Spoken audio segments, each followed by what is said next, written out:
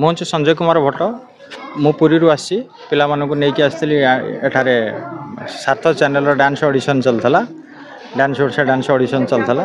ଆଜ୍ଞା ଏଠିକାର ଯେଉଁ ସାର୍ଥକ ଚ୍ୟାନେଲର ଡ୍ୟାନ୍ସ ଅଡ଼ିସନ୍ ଚାଲିଛି ଏଥିରେ ସାର୍ଥକ ଚ୍ୟାନେଲର କିଛି ଭୁଲ ନାହିଁ। ସାର୍ଥକ ଚ୍ୟାନେଲରେ ଯେଉଁ ଆମର ମେଣ୍ଟର କୋରିଓଗ୍ରାଫର ମାନେ ଯେଉଁ ବସୁଛନ୍ତି ସେମାନେ କ'ଣ କରୁଛନ୍ତି ନା ନିଜେ ରିଲେଟେଡ୍ ପିଲାଙ୍କୁ ସିଲେକ୍ସନ୍ କରୁଛନ୍ତି। ଅଦର ପିଲା ଯେଉଁମାନେ ବାହାରୁ ଆସିଛନ୍ତି ସେମାନଙ୍କୁ ଯଦି ସେମାନଙ୍କ ସାଥିରେ କିଛି ରିଲେସନ୍ ନାହିଁ ସେମାନଙ୍କୁ ସିଲେକ୍ସନ୍ କରୁନାହାନ୍ତି। ତେଣୁ ମୋର ସାର୍ଥକ ଚ୍ୟାନେଲକୁ ଅନୁରୋଧ ଆଗାମୀ ରିଏଲିଟି ଶୋ ପାଇଁ ଯେଉଁ ଜଜେସ୍ ମାନଙ୍କୁ ଆଉ ଯେଉଁ ମେଣ୍ଟର କୋରିଓଗ୍ରାଫର ମାନଙ୍କୁ ଜଜ୍ ସିଟ୍ରେ ବସନ୍ତୁ ସେମାନଙ୍କୁ ଚେଞ୍ଜ କରାନ୍ତୁ। କାରଣ ସେମାନେ ନିଜ ରିଲେଟେଡ୍ ପିଲା ହିଁ ସିଲେକ୍ସନ୍ କରୁଛନ୍ତି।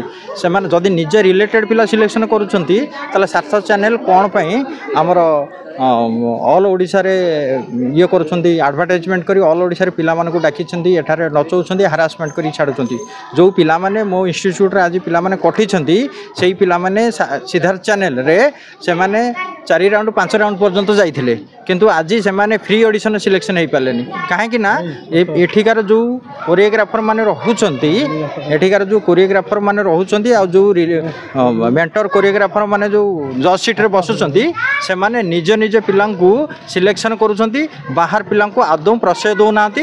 ସେମାନଙ୍କ ନିଜ ଇନଷ୍ଟିଚ୍ୟୁଟ୍ ପିଲା ନିଜ ପିଲାଙ୍କୁ ହିଁ ଚାନ୍ସ ଦେଇକି ଆଜି ଅଡ଼ିସନ୍ରେ ସିଲେକ୍ସନ୍ କରିଛନ୍ତି।